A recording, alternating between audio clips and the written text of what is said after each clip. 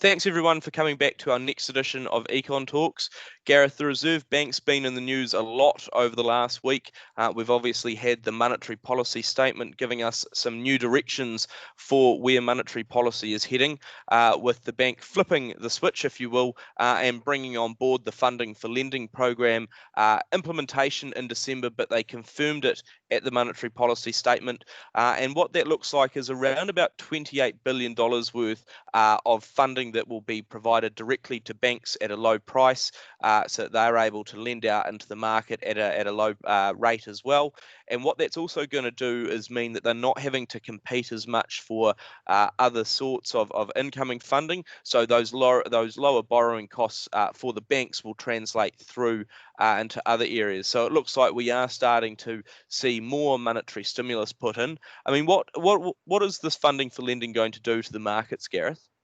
Yeah, I mean, effectively looking to bring down those retail rates at the banks, whether it's business lending rates or probably more pertinently or scary at the moment in terms of the way the housing market is going, bringing down some of those mortgage rates, fixed mortgage rates. Of course, we've seen popping under 2%, but there could be further declines to come there as well. I mean, obviously, one of the other factors the Reserve Bank has announced over the last week is that it's looking to bring back the LVR restrictions earlier than they previously indicated as well, which I don't think there'll be too many people unhappy about that, given how strongly the housing market has been performing. I mean, what we have really seen coming through is a couple of aspects. One is that debt to income ratios, those have been pushing higher as people have been forced to take on ever larger mortgages with house price inflation running at around about 14-15% per annum, and incomes of course haven't been rising anywhere near that fast.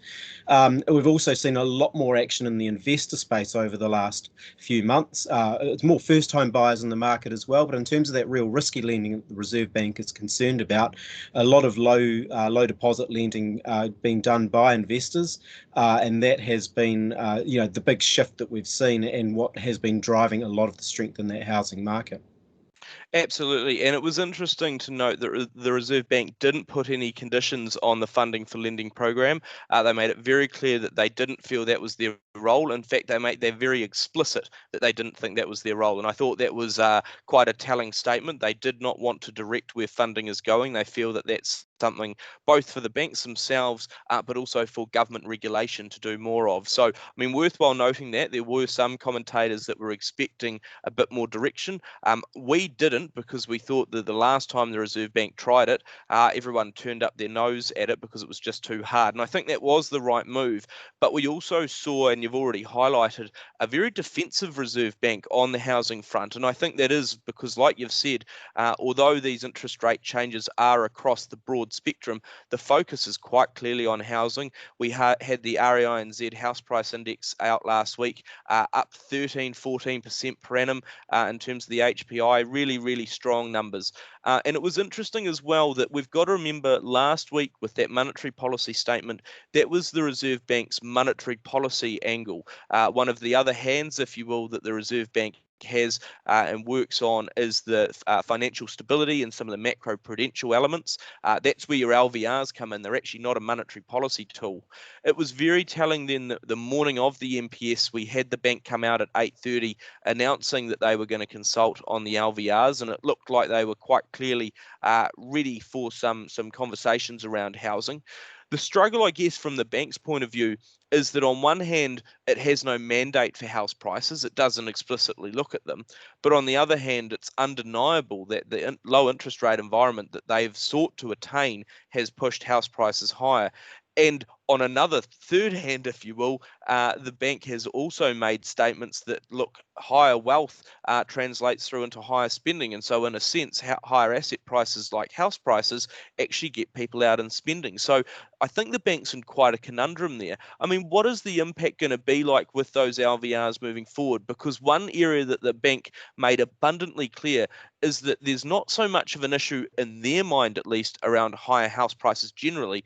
It's around that higher risk lending. Yeah, I mean, I feel that they've used the LVRs and financial stability risks that they see potentially starting to come out there as a bit of a get out of jail free card in terms of, like you say, house prices and asset prices are not part of their mandate and their remit in terms of trying to keep inflation under control. But they previously talked up the housing market in terms of its wealth effect. So here, having turned around and now started to potentially just try and take the heat out of the housing market. Look, I think from March, April next year, when they do reintroduce them, that will be effective in taking some of the heat out of the market. But gosh, over the next 3 or 4 months, I know some of the banks have already said, well, we're going to constrain our lending to investors in response to the Reserve Bank's announcement last week. But I think there will still be a fair amount of investor appetite ahead of that. Come through to the middle part of next year, reintroduce the LVRs. If you're seeing weaker outcomes in terms of the labour market, you've got some very low net migration numbers coming through, and so slower population growth.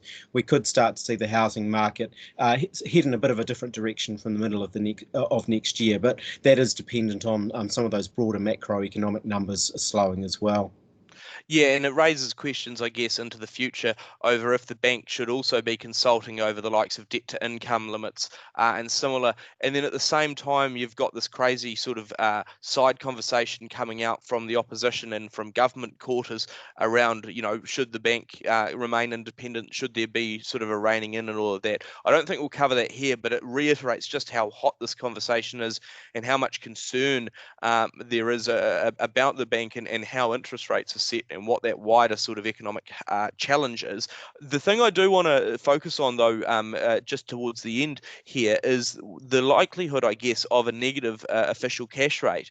I think it was quite interesting to see the monetary policy statement last week. A bit of a change in view. I'm not going to say things have shifted materially, but you go back a few months, back into August, and almost everyone thought it was basically, a given that we were going to have a negative OCR as soon as possible next year.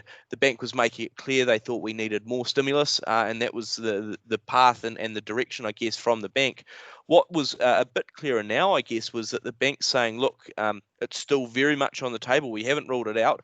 But what we are wanting to see is how this funding for lending program comes through and how does it adjust in the market, but also how does the economy develop between here and early next year before thinking about deploying additional changes.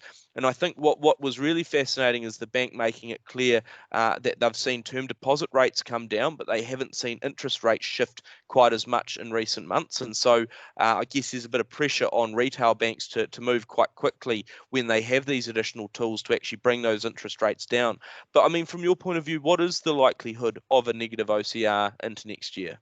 I think it is very dependent on how many job losses we see coming through in the likes of tourism and retail over the next 4 or 5 months during what would normally be one of the sort of higher revenue times for those parts of the economy.